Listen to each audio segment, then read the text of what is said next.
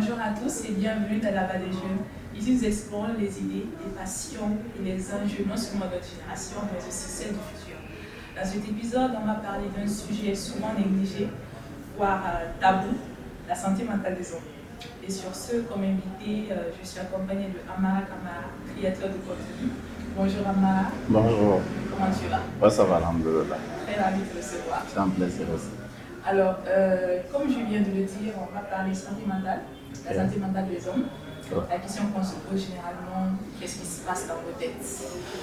Beaucoup de choses, hein? Ouais. Alors, bien avant, je te demande de te présenter pour ceux qui me suivent.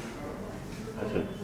Bonsoir tout le monde, moi c'est Amara Kamara, créateur de contenu, influenceur, étudiant en licence 3 communication à l'université Kofi Annan de Guinée. Merci. Alors, je vais te poser de savoir, est-ce que tu t'autorises à pleurer? D'abord, est-ce qu'un homme a le droit de craquer? Bon, déjà, si tu dis un homme, c'est un global, tu vois. Mais moi, pour moi, c'est pas parce qu'on est un homme qu'on n'a pas le droit de craquer. Après tout, on est une personne. Ok. Donc, le fait de craquer, ça ne fait pas partie de la personnalité masculine. Dire que, ouais, un homme ne doit pas pleurer, un homme doit toujours être fort et tout. Des fois, c'est normal, quand on est entouré, ça va, il ne faut pas toujours paraître mal, mais des fois, c'est important de craquer parce que ça aide aussi. Toujours être. Des fois, on se dit c'est la fatigue, des fois, on se dit c'est à cause de la fatigue qu'on peut craquer. Mais après, c'est plus profond que ça, en fait, quoi. Ok. Donc, des fois, on a besoin de craquer, mais pas à n'importe quel moment aussi. Ok. Et toi, ça t'arrive parfois de pleurer? Ouais, Hmm. oui. Bon, en fait, je dis parce que c'est pas, disons, dans nos sociétés, aujourd'hui, on met plutôt en avant le fait d'être l'homme fort. Un homme ne doit pas pleurer, un homme doit être fort, un homme ne doit pas faire ci, ne doit pas faire ça. Donc, quand un homme pleure, on se dit, la question qu'on se pose toujours. Ouais. Donc, et est-ce que, disons, quand tu es dans le besoin de craquer, est-ce que tu t'autorises vraiment ou tu veux renfermer? Bon, à un moment donné, ça m'arrivait. Mais moi, je me dis, ça dépend de l'éducation de base. Ok. Moi, on m'a appris, quand tu es un homme, tu es appelé à être fort, oui. Mais c'est pas à tout moment. Des fois, on a besoin de craquer, sinon avec trop de stress dans le tête, ça nous pousse à faire beaucoup de choses. Donc, pour ne pas craquer comme ça, mais ça dépend. Il y a des moments où tu as vraiment besoin de craquer. Il y a le lieu, il y a le moment et tout. S'il y a des personnes qui t'entourent aussi, tu peux dire alhamdoulilah. Parce que moi, personnellement, j'ai vraiment des fois besoin de craquer. Mais je me dis, il y a ma famille qui compte sur moi. Mais des fois, ça seulement, c'est pas une excuse. Des fois, on a vraiment besoin de craquer. Donc, je peux appeler un de mes amis, le plus proche. Je l'appelle, je dis, bon, j'ai ça qui me fatigue. Lui-même, des fois, il me dit, vas-y, si tu as besoin de pleurer, vas-y, personne ne saura que tu as pleuré. Et ça me fait extrêmement du bien. Ça me pousse aussi à me relever le lendemain, à me dire aujourd'hui j'ai pleuré, demain il faut que je sois plus fort. Il ne faut pas, ça va être une habitude. Donc à un moment donné, il faut que j'arrête. Donc en craquant, ça me pousse encore plus à me surpasser. Donc dire que moi personnellement, un homme, tu as besoin de craquer, mais pas à tout le monde. Ok. Et l'image de l'homme fort, toi, c'est pas un homme fort.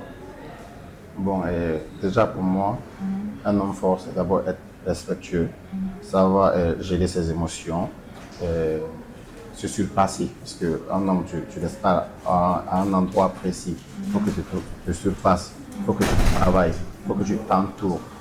Parce qu'un homme bien entouré, c'est un homme déjà bâti. Voilà. Homme fort, respectueux, être humble. Voilà. Je me dis c'est ça en fait. Et est-ce que ça t'arrive parfois d'avoir la pression du fait d'être un homme, de sentir une pression? Ouais, des fois, ça m'arrive de vraiment sentir le stress, être dans l'anxiété et tout. Mais bon, je me dis, quand on est appelé à être un homme, c'est aussi des fois ça. On est déjà né, c'est le mot que je me dis, on est déjà né, on ne peut plus rien faire. Ouais. Et est-ce que ça t'est déjà, est-ce qu'on t'a déjà dit sois un homme dans une situation? C'est comme si on me manquait de respect, je peux le dire comme ça. Parce qu'à ce moment, j'avais vraiment besoin d'être moi, pas d'être un homme, de pleurer comme une personne normale, de vraiment être dans ma peau. Être dans ma peau, pourquoi? Parce que j'avais perdu quelqu'un de très cher que j'allais plus les voir. Donc, à ce temps, j'avais même pas besoin qu'on me rappelle là, sois fort, un truc comme ça. On pouvait me dire, calme-toi, ça va aller et tout. Mais me disent, sois un homme, c'est comme si j'avais pas le droit de pleurer, pas du tout le droit de craquer. Pourtant, des fois, on en a besoin. Oui, exactement. Voilà. En tant qu'être humain. Ouais. Et je vais parler de la gestion des émotions dont tu as parlé également Ouais. tout à l'heure. Et d'une manière générale, quand on est un homme, on a du mal à exprimer nos émotions. Ouais.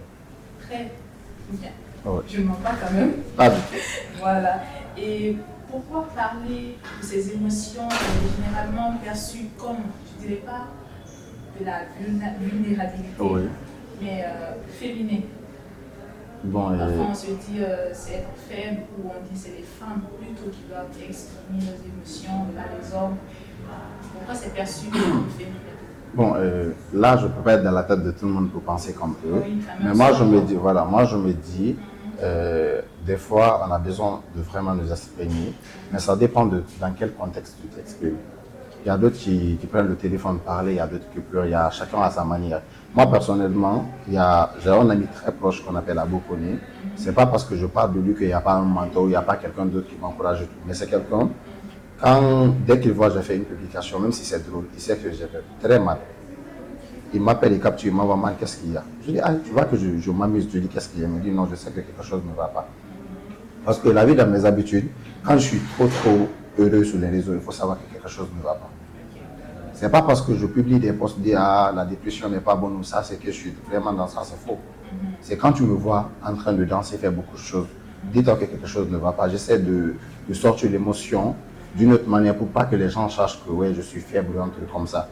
C'est pas parce que je cache aussi le fait de dire que je suis faible, un truc comme ça. Mais des fois, j'ai besoin de m'exprimer seul, sans que personne ne le cherche, parce que ça m'aide. Des fois, dès qu'il m'envoie, il me dit, man, ça va pas. Je dis, ça va. Il me dit, je te connais, ça va pas. Qu'est-ce qu'il y a, parle-moi. Je se déplace, il vient, on en parle et puis ça va. Depuis là, il a commencé à comprendre. Moi aussi, j'ai commencé à changer de stratégie pour pas qu'il comprenne. Ok. Il y a d'autres choses que je fais, il n'arrive plus à comprendre là. Donc ça, tu ne vas pas dire ça ici. Ah, j'ai déjà dit le premier. Ok. Je change de stratégie. Ok. Et comment se manifestent ces moments de détresse mentale chez les hommes en général? Généralement ou personnellement? Particulièrement, ok. Déjà, généralement, je me dis, un homme qui a trop de stress ou qui n'arrive même pas à s'exprimer parce que la société, elle est là, la société, elle juge, la société, elle condamne et tout. Il y a des hommes qui, parfois, se créent des problèmes avec le stress parce que le stress, déjà, c'est une maladie, on peut le dire comme ça. Trop de stress, ça fait tomber malade. Tout le temps, tu es énervé. Même quand on te parle doucement, tu es énervé. Tu es sur tes nerfs, tout ça. Donc, pour ne pas être tout le temps énervé, tout le temps être là, même quand on te salue, tu as l'intention qu'on t'insulte. Tu as l'intention qu'on veut vraiment te parler du mal. Donc, moi, personnellement, je me dis de mon côté, moi, ça va. C'est ce que je me dis. Mais comment savoir que, par exemple, quand ça ne va pas chez toi, quels sont les signes? Bon, déjà, quand ça ne va pas, même ma manière de parler, ça change. Ok. Mais bon, tout le monde ne le reconnaît pas. Comme je dis, les personnes qui sont proches de moi le savent. Ma manière de parler, ça change. Des fois, moi, je n'ai même pas envie de décrocher aux appels. Tu peux m'appeler 10 fois, je vois le téléphone, je ne réponds pas. Même à ma maman, des fois, je ne réponds pas. Et quand je ne réponds pas, c'est ce qui fait peur. On dit oui, il ne va pas, voilà. Même dans ce que je fais, dans mes vidéos, tu sens réellement que quelque chose a changé. Je n'arrive plus à donner le tout. Je fais juste le strict minimum pour ne pas vraiment être sans faire ou être là sans rien faire. Je fais, mais à vrai dire, je ne suis pas à fond. Je suis totalement à l'intérieur de moi. Et le fait de, bon, je vais parler un peu retrait social, généralement dans une relation par exemple, une relation disons amoureuse, Oui. ok,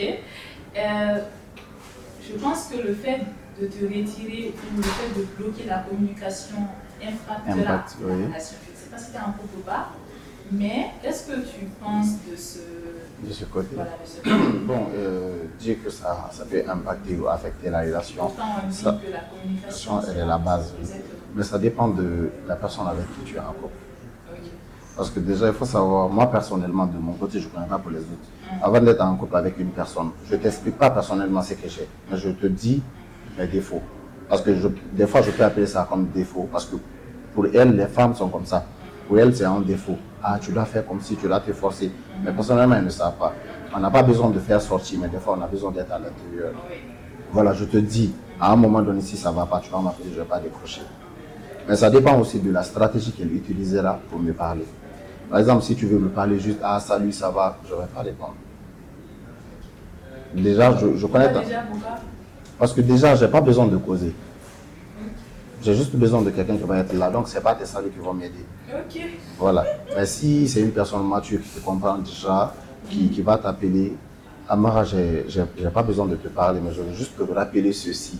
Là, je sais déjà dans quoi elle veut venir, de quoi elle veut parler. Elle veut vraiment me remonter le moral, même si ça ne va pas m'aider. Mais dans ma tête, je me dis, elle est inquiète, ça va. Donc, je ne vais pas couper la conversation.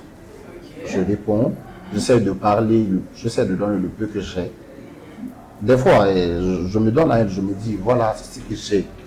Je me dis, ok, c'est nous les femmes, on doit pleurer, mais tu as besoin de vraiment pleurer. Vas-y, fais ceci, fais cela.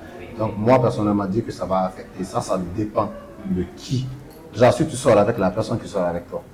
Oui, ça aussi. Hein. Voilà. C'est important. Tu peux sortir avec quelqu'un qui ne sort pas avec toi. C'est important de rappeler ça. Voilà. Voilà, ça, non, c'est important de rappeler ça. Alors, est-ce que tu as déjà ressenti du stress ou de l'anxiété ou de la dépression? Est-ce que, sans mettre un mot dessus, Ouais. c'est-à-dire sans pouvoir définir la situation dans laquelle tu es, Ouais. et quel moment est-ce que c'est possible de partager ces moments? Mais je ne sais pas tout. Je ne peux pas directement rentrer dans le sujet, mais je vais rappeler qu'en 2025, j'entendais parler de la dépression avant, tu vois. Mais je me dis, comme ce que les autres disent, je me disais avant, la dépression c'est quelque chose qui va passer. Dès que tu réfléchis un peu, ça va passer ou bien ce n'est pas une maladie. Mais moi personnellement, en juillet 2025, je suis ce qu'on appelle les dépressions. Parce que à ce moment, je me suis vraiment senti hors de ma personne. Je me suis vraiment senti très mal que je n'arrivais même pas personnellement. Sinon, d'habitude, je suis quelqu'un, malgré je suis très sensible à certaines choses, mais je suis vraiment quelqu'un, quand je prends une décision, quand je dis ça, c'est bon, c'est que c'est bon. Mais à ce temps, je n'arrivais même pas à me poser cette question. Pourquoi ça ne va pas? Je n'arrivais même pas à me retrouver. Tout ce que j'avais en tête, c'était de rester seul déjà à réfléchir. S'il faut pleurer, je pleure sur moi là-bas. Mais il fallait, même ma soeur qui était à la maison, je ne voulais même pas qu'elle me voie. Donc je m'enfermais dans la maison. Mais bon, quand tu as des personnes à tes côtés qui t'obligent à parler, ou même s'ils ne t'obligent pas à parler, ils se déplacent, ils viennent, tu n'ouvres pas, je casse la porte, je rentre un truc comme ça, comme ce que mes amis font. Dès que je disparais, à un moment donné, je ne parle pas, je ne fais rien, je ne fais aucun poste, ils se déplacent, ils viennent me voir. Qu'est-ce qu'il y a? Des fois même on me pousse à sortir. J'ai même posté une vidéo dernièrement, mais les gens n'avaient pas su que j'étais. C'est juste après le moment là, j'ai fait une sortie avec un ami, on est parti dans un restaurant, on s'est baladé. Ça m'a beaucoup fait changer, mais dès que je suis rentré, c'est revenu. Parce que ce n'était pas quelque chose qui était passager. C'était quelque chose qui était vraiment là. Il fallait que je guérisse de ça d'abord. Parce que la dépression, c'est vraiment une maladie. Il y a des gens qui négligent. La dépression peut venir dans plusieurs domaines. Comme ce que tu as dit là, le mental de l'homme. Rester tout le temps sans te débarrasser de ce que tu as. L'accumulation, le stress, tout ça. Tu peux accumuler tout ça. À un moment donné, ça devient une dépression. Tu dis que tu as le panique. Tu pars à l'hôpital, on dit que tu as ça. Pourtant, c'est pas ça. Tu te soignes, mais tu as vraiment besoin de parler. Tu as besoin d'être écouté, pas d'une réponse si tu veux. Tu as vraiment besoin de quelqu'un qui va t'écouter. Après ça, tu vas voir qu'il y a un changement. C'est comme si tu avais enlevé un poids sur toi, tu as déposé quelque part. Donc le poids là, ça ne va plus revenir. Même si ça peut revenir, mais bon, à un moment donné, tu seras déjà prêt. Oui. Voilà. Mais c'est vous quand on dit que la tête est malade, Tout le corps est malade, voilà. Ça, c'est vrai. Et comment cette période a affecté, disons, ton quotidien, tes relations, ton travail, ta vie quotidienne? Bon, quel a été l'impact de ces périodes? Je ne dirais pas que ça a trop affecté, parce que déjà, je ne dis pas les personnes qui font semblant de me connaître, mais toutes les personnes qui me connaissent, ça ne les affecte pas. Quand je dis ça ne les affecte pas négativement, je dis que Amara s'est éloignée, Amara ne fait plus ceci. C'est à ce moment-là même qu'ils me montrent, qu'elles me montrent que vraiment elles sont là. Elles ne sont pas là juste pour un moment donné. Elles sont vraiment là que quand ça ne va pas. Et puis, le pire, elles sont là à 80% quand ça ne va pas. 20% quand ça va. Donc à ce temps-là, je me dis ça les affecte pas. Si ça les affecte, peut-être c'est positivement dit que ah, mon ami va pas bien ou mon frère va pas bien, il faut que je me sente un peu mal à sa place. Mais je vois dans les yeux qui sont très forts, c'est pas parce qu'ils veulent l'être, mais ils veulent paraître devant moi pour que je puisse être comme eux, pour que je puisse comprendre que ouais, je suis comme eux, voilà, des fois il faut que je revienne à la normale. La chance d'avoir des gens présents. Ouais. C'est important. Et est-ce que ça t'arrive de t'encourager généralement? Oui. Si oui, qu'est-ce que tu dis? Bon, je me rappelle juste d'une phrase que mon papa me disait tout le temps. Il faut savoir que tu es l'homme de ta famille. Parce que maman n'a eu qu'un seul garçon et des filles. Donc, tu es l'homme de ta famille. Moi, à un moment donné, je ne serai pas là. Ta maman et tes soeurs seront avec toi. Je sais déjà dans ta tête, tu n'es pas dépendre de quelqu'un. Donc, c'est de ce fait, je te dis cette phrase. Reste là pour ta maman et pour tes soeurs. Si tu veux craquer, craque. Mais il faut savoir quand tu craques, elles vont tomber. Donc, vas-y, tu peux le faire. Et alors, à quoi ressemble, selon toi, une société où les hommes peuvent librement parler de leur santé mentale? Si on redéfinissait un peu ce que c'est être un homme, mettre de côté plutôt la vulnérabilité, donner la chance, parler mieux du sujet santé mentale des hommes. À quoi ressemblerait une société? Bon, déjà, quand on parle d'une société, il y a des femmes qui parlent d'égalité. Tout le temps, elles sont là à parler d'égalité et tout. Mais jamais elles ne touchent cette partie. Pour dire qu'un homme a vraiment besoin d'être comme toi. Parce que le fait de dire que tu as besoin de craquer n'a rien à voir avec le côté féminin, pour moi. Parce que toute personne a besoin de craquer. Les femmes ont une tête, les hommes ont une tête. C'est juste que les femmes sont un peu fragiles, on peut le dire comme ça. L'homme arrive à surmonter certaines situations que la femme n'arrive pas à gérer. Mais ça n'a aucun effet à dire que la femme a besoin de craquer, l'homme ne doit pas craquer. Donc dans une société où l'homme a besoin de parler, ou par exemple les trucs qu'ils font à la télé, Guinée race, des trucs comme ça, Guinée race, des trucs comme ça. On a besoin de ça aussi. Hein. Oui, peu importe, on peut l'appeler comme ça. Les hommes ont besoin de parler, de se parler entre eux, de se dire ah man, ça va pas dans mon foyer, c'est faux. Non, man, c'est comme ça que tu dois travailler, parce que toute personne n'a pas la même mentalité. Toi, pour toi, peut-être il y a des choses que ta femme fait, ou il y a des choses que la société t'inflige, que tu peux gérer, que l'autre ne peut pas gérer. Mais à travers toi, la personne peut savoir minimum comment gérer. Voilà, donc si dans une société, la règle là est respectée, ça va. Hein? Il n'y aura plus de jalousie comme de l'autre côté. Ah bon? Ouais. Donc selon toi, qu'est-ce qu'il faut pour changer les mentalités? Déjà, pour changer la mentalité de quelque chose, il faut la sensibilisation. Il faut toujours pas venir par ça. Sensibiliser les hommes. Parce que à travers ce que la société nous implique, les gens ont pris ça comme je sais pas, un maths. Pour dire, ah, on n'a pas besoin de parler. Des fois, même quand tu t'affiches, tu dis que ça va pas, c'est les gens qui viennent de répondre, ah, tu es un homme, tu n'as pas fait ça. Oui. Donc la sensibilisation commence d'abord par les hommes. Les femmes sont très faciles à sensibiliser. Surtout si c'est savoir qu'il y a l'égalité, parce qu'elles aiment ça. Voilà. Donc c'est vraiment commencer par la sensibilisation vers les hommes. Dire aux hommes que tu as besoin de parler quand ça ne va pas. Ce n'est pas un souci, ça ne va pas te tuer. Ça ne va pas t'empêcher de payer la dépense à la maison. Donc si ça ne va pas réellement, tu as besoin de parler. Avec cette sensibilisation et vraiment le changement de morale, ça peut aller, je me dis. Normaliser en fait. Normaliser le fait que tu dois craquer comme tu veux. Ça c'est vrai. Et si tu avais un message à faire passer à une personne qui souffre en silence, qu'est-ce que tu lui dirais? Bon, Un homme qui souffre en silence. Ok. Je dois passer un message à un homme qui souffre en silence. Moi, personnellement, je pense que je vais me conseiller moi-même devant le public. Là, je me parle à moi-même. Okay. Mais bon, à l'indirect, tout ce que je dis, c'est moi j'écoute. Hein. Personne n'écoute. Voilà. Déjà, il faut savoir que quand on est homme, on est déjà né. On ne peut plus changer. Il n'y a pas de changement, il n'y a plus de retour en arrière. Tu es déjà né. Il faut que tu apprennes à être toi, d'abord. Parce que il faut t'aimer. Parce que s'aimer d'abord, c'est savoir ce qu'on veut. Voilà. Si déjà tu commences par t'aimer, tu commences à vraiment connaître tes émotions. Parce que quand tu t'aimes, tu sais déjà si ça va pas. Tu commences d'abord par t'entourer. Parce que seul, on ne peut rien faire. Seul, on peut marcher, mais ensemble, on peut aller très loin. Donc, être seul, des fois, même si tu n'es pas faible d'esprit, ça ne va pas. Hein. Donc, tu as vraiment besoin d'être là, seul, avec des personnes à tes côtés. Comme moi, par exemple, quand tu as des personnes à tes côtés, même si ça ne va pas, Des fois, ça peut passer très rapidement sans que tu te rendes compte. Après, tu te dis, oh, à un moment donné, ça n'allait pas. Mais je ne sais pas comment c'est passé. Toi-même, tu n'arrives pas à trouver le mot parce que tu es bien entouré. Être entouré déjà, savoir ce qu'on veut. Parce que si dans ta tête, tu te dis que tout le monde dit que tu ne vas pas pleurer, que tu ne vas pas pleurer, ça ne va pas aller. Hein. Donc, il faut vraiment savoir ce que tu veux. Si tu as besoin de parler, si tu as des personnes proches, parce que quand on appelle quelqu'un proche, c'est que la personne est vraiment importante. Viens vers la personne. Ah, ça ne va pas. Ne dis pas, ah, la personne va se moquer de moi ou dire que je suis faible. Viens dire, ça ne va pas. Si la personne est vraiment importante pour toi ou si tu es vraiment important pour la personne, elle va vraiment te donner quelques notions de comment revenir sur toi. Voilà. Donc, l'entourage, moi, je me dis dans ce domaine, c'est l'entourage et la confiance en soi. Même si on perd la confiance en soi, des fois, si l'entourage est bien fondé, ça revient plus facilement. Mais sauf que tout le monde n'a pas la chance d'être bien entouré. Tout le monde n'a pas la chance d'être bien entouré. Ça, déjà, c'est un problème. Mais il faut savoir que l'entourage, ça ne parle pas seulement d'amis.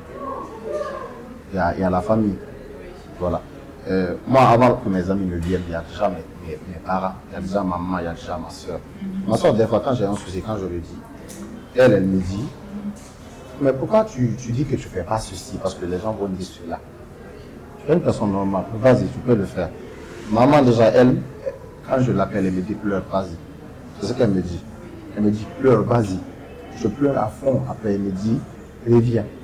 Écoute ce que j'ai à te dire. Elle me conseille. Donc tout ça là, ça me pousse déjà à partir. Donc ça là déjà, ça c'est un entourage. La famille d'abord. Après la famille, ça peut venir les amis, ça peut venir les frères. Il y a beaucoup de choses. Donc dis seulement que la famille, l'entourage, des fois on n'a pas la chance, oui. Mais je ne peux pas perdre de deux côtés. Perdre les amis, perdre la famille aussi. Ça ne peut pas marcher comme ça. Si ça arrive, il faut que toi-même tu puisses te régler. Te remettre la question. Oui. Ça va. Parce que des fois, on accuse, on dit, ah, j'ai pas la chance d'être en amitié ou en amour. Des fois, c'est les gens le problème. Des fois, il faut te poser la question. Pourquoi tout le monde vient et part? Il y a des vraies personnes qui viennent, mais si elles sont épuisées, elles partent parce que toi, tu n'as rien. Donc, des fois, on se remet en question si ça va, tu auras un bon entourage. Précieux conseil. Alors, nous allons terminer par un jeu, réaction vérité. Oui. J'aime pas le jeu là. Mais face à une femme, à une dame comme toi, vas-y. Ça va tranquille, t'inquiète. Déjà, action vérité, déjà, tu as droit à trois vérités, une action. Ok. Action vérité, déjà, bon à soi, toi. Vérité. Tu n'as pas échappé. Alors, vérité. Qu'est-ce qui te fait le plus peur? Dire que tu vas mal ou on te voit aller mal? Et pourquoi? Tu te justifies. Dire que je vais mal et... Vas-y, reprends. Qu'est-ce qui te fait le plus peur entre dire que tu vas mal ou on te voit mal? Bon, moi personnellement, à ce moment précis où je suis là, les deux ne me font pas peur. Pourquoi? Parce que je me dis, moi ça va, tout ce que je fais, si ça n'impacte pas ma famille et mon entourage, je le fais sans souci.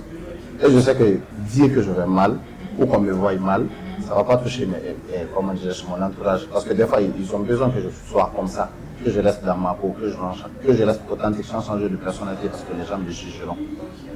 Donc ça ne me pose pas de problème les deux. Deuxième vérité, quelle est la dernière? Je n'ai pas choisi deuxième vérité. Action vérité déjà, pardonnez.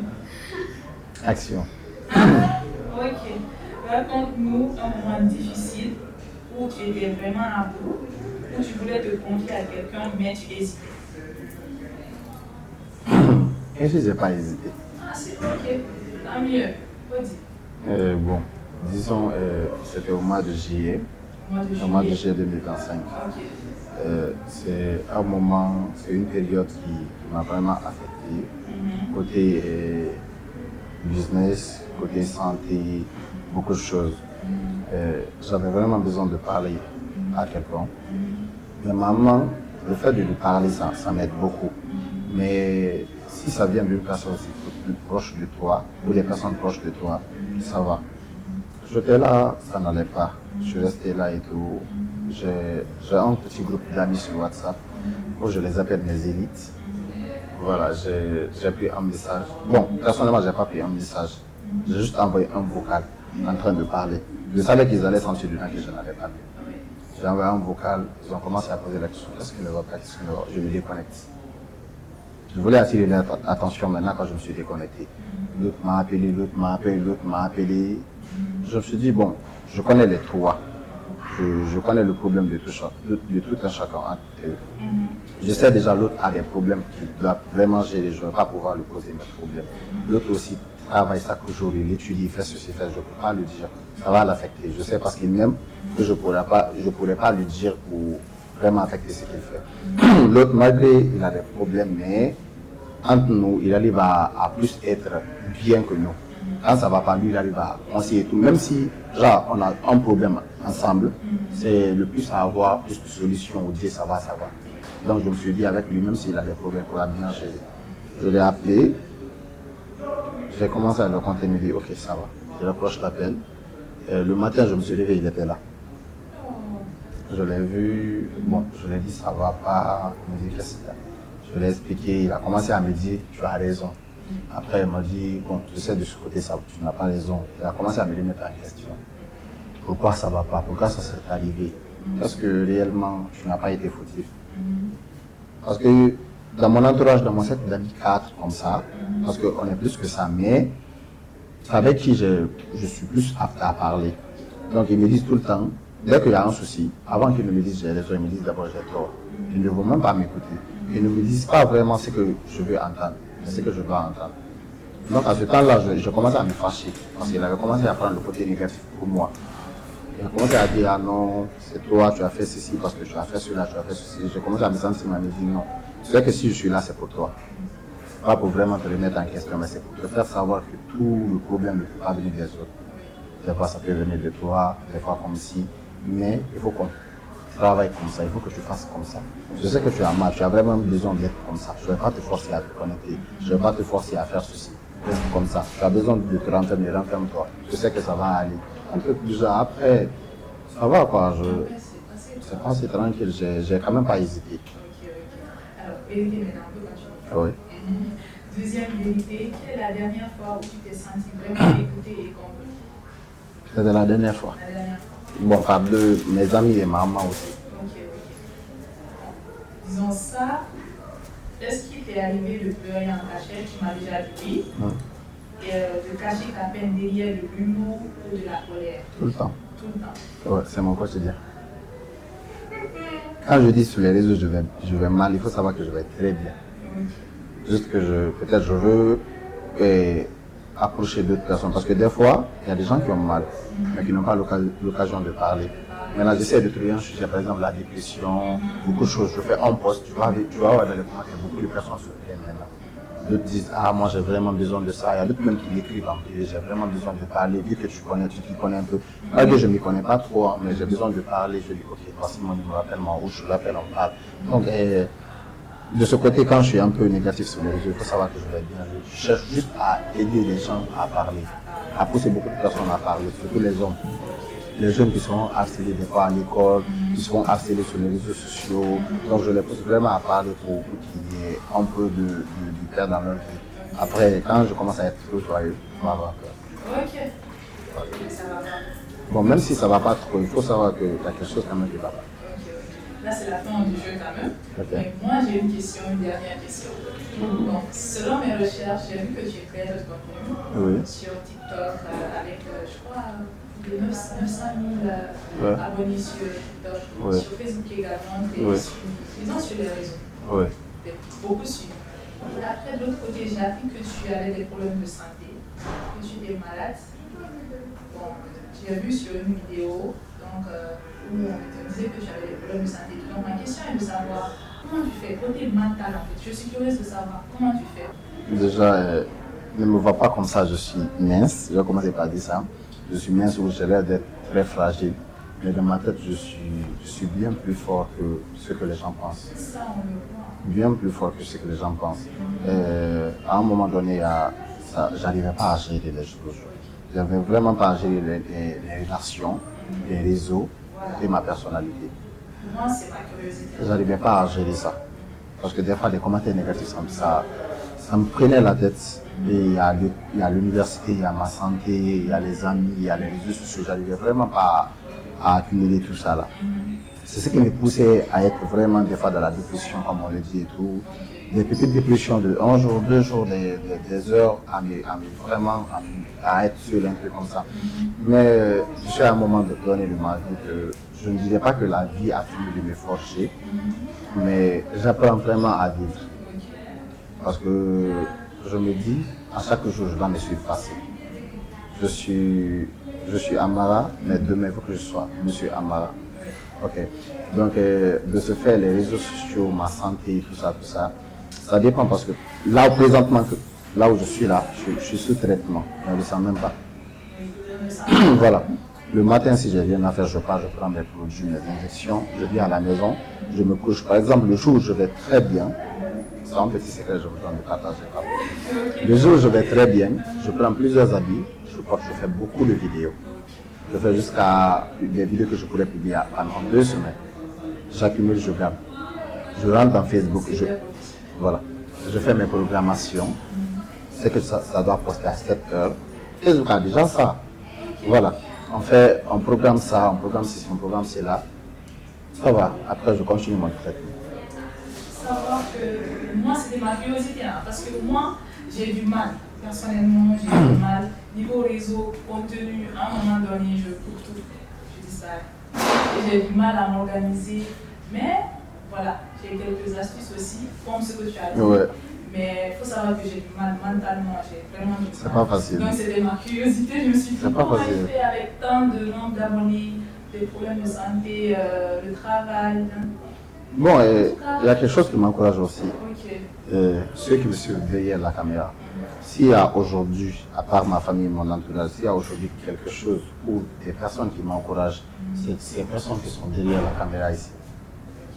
Que ce soit des commentaires négatifs, mais il faut savoir que tous les commentaires négatifs ne sont pas négatifs. Il y a d'autres qui sont constructifs. Oui. Donc à travers ça, à travers les je t'aime, à travers les j'aime te voir sourire, à travers tout ça, et vous devez savoir que à travers beaucoup de choses que vous me donnez maintenant là, ça m'aide beaucoup. Ça me pousse à ne pas rester sur mon lit. Ça me pousse à ne pas dire aujourd'hui je ne vais pas bien, donc je ne vais pas faire de contenu. Ça me pousse à ne pas rester là à dire que oh, mes abonnés ça va maintenant, il ne faut pas que je rentre. Ça me pousse à vraiment donner quelque chose qui va pouvoir vous faire sourire. Parce que je sais que le sourire est très contagieux. Dès que tu vois quelqu'un sourire dans la caméra, toi derrière la caméra, même si tu as le stress, tu souris. Donc à travers tout ça là, je suis là. J'essaie de vraiment être. Merci Garder vraiment. le cap. Merci vraiment. C'était vraiment un plaisir. C'était vraiment un plaisir de te recevoir, partager tes expériences, ton point de vue et voir même les témoignages. Donc, ouais. Merci pour ça. Merci d'avoir porté ta voix dans notre émission. Merci à vous également et on se dit à bientôt.